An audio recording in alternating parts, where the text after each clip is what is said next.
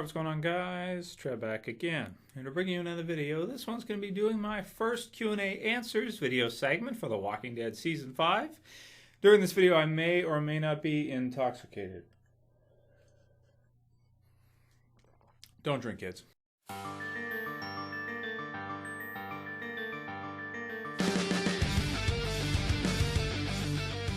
That said, I try to be, a good role model for the younger viewers. So if you are in a rage, lots of time to drink later on in life, not a good idea to get started when you're too young.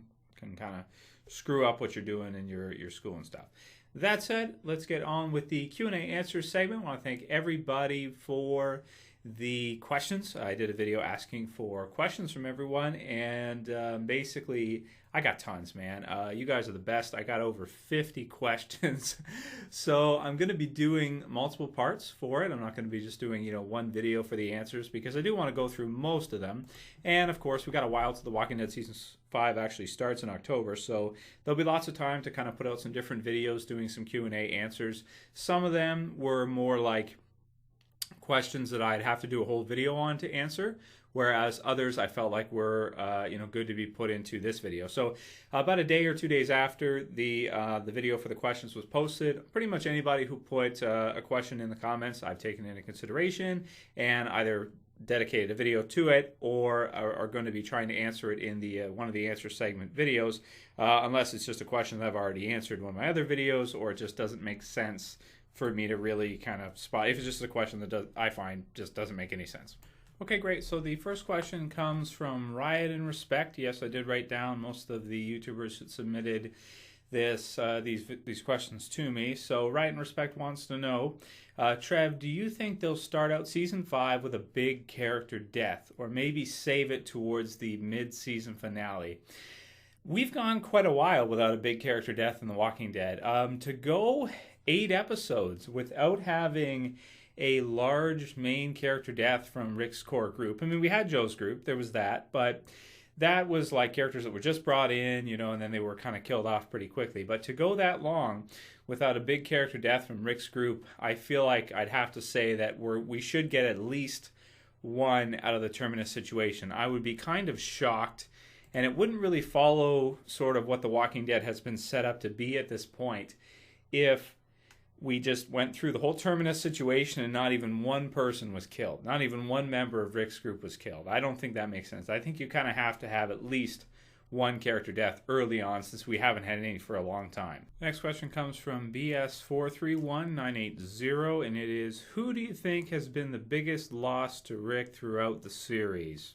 Then he lists off examples: Lori, Shane, Hershal, Andrea. Well, I think that one's kind of easy to say that it'd be Lori. It's his wife, right? It's going to be Lori, I would think. Shane also, too, though, it was a big one because, not only were they friends, were they partners as police officers, but also, too, they were kind of banding together to protect the group. And if they could have worked together, having Shane on your side is kind of like having another Daryl on your side, having somebody who's really, really tough and can help the group survive. So you do have a big loss there, but he was too crazy to, you kind of had to go that route because of how nuts he was. Hershal, and he was also argumentative too, right, with everything they were doing. Hershal was a big loss because, of course, with his skills farming and everything, he was really useful for that, and also he was kind of like a fatherly type figure for Rick, a wisdom type character.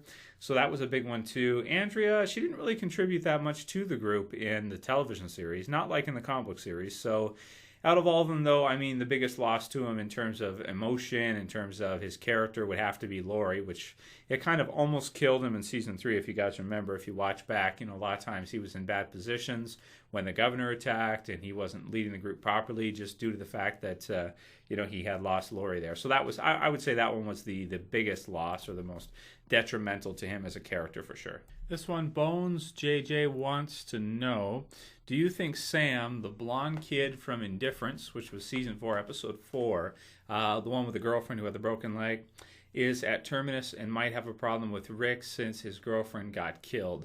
That's a tough one. That's a really, really good question. Actually, I had a couple other people ask this one too, but he was the one I wrote down first. Not necessarily that he asked it first, but anyway, that's a great question. I mean, what are they doing with him, and why did they bring him in? Is really hard to say because we haven't seen him return since that. Like they brought him in. There was Rick and Carol there. The girlfriend, of course, as we saw, was killed, but we don't know what happened to him. Some people were a little hazy on what happened with the girlfriend. My interpretation of it was that she had a broken leg that healed, but it didn't heal properly. The bone wasn't set. So when she tried to run and put weight on it, when there were some walkers around, she snapped her leg, basically.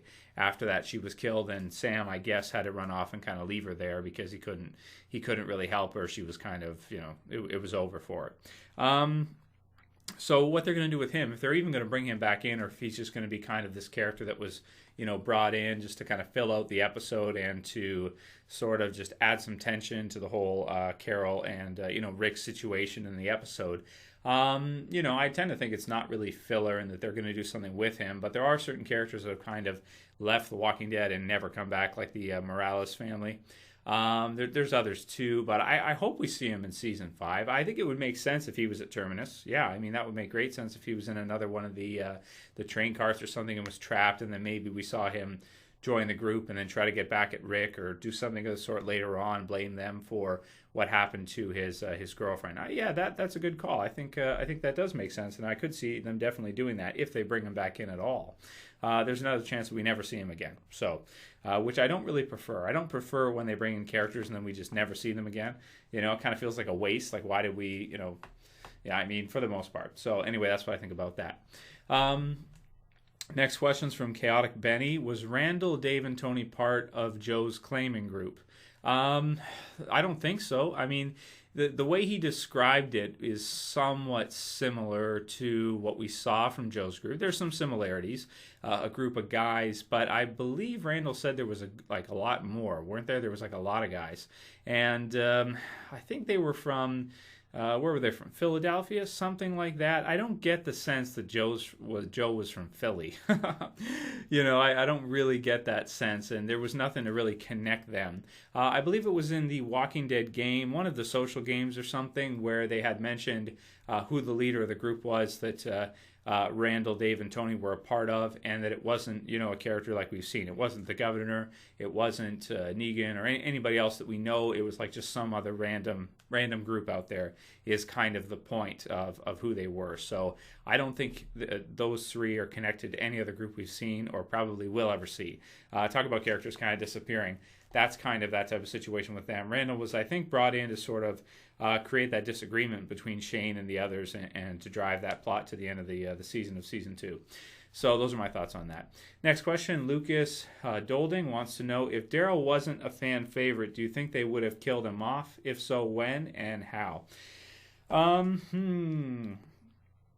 This one is a tough one. I do believe that Norman Reedus' work in the show, him being a fan favorite, what they did with Merle, and just how active he is with all of the things surrounding The Walking Dead has affected, his how long he's been on the show for.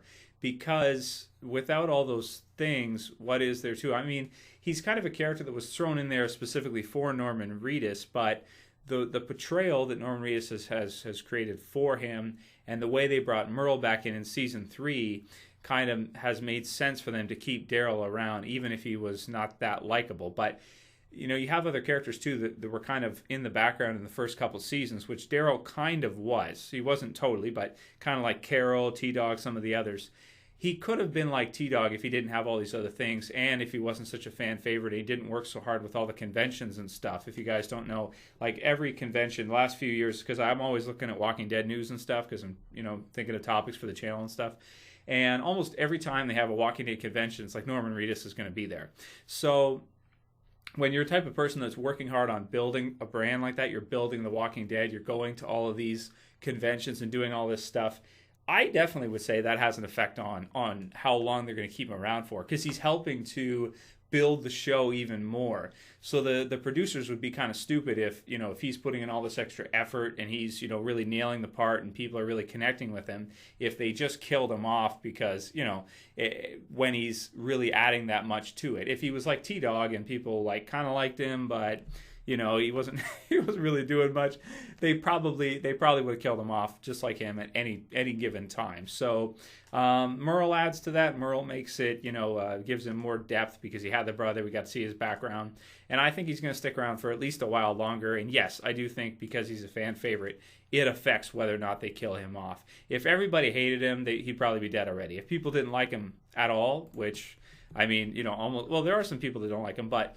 for the most part, he's funny, he's badass, the chicks love him, and Norman Reedus works so hard outside of the show with all the other conventions and stuff that, yeah, I definitely would have to say that has affected their questioning of whether or not they should kill him off at any point in time, to the point right now where I feel like he's like Rick. You just don't want to kill him. You could, but it would be detrimental to the popularity of the series.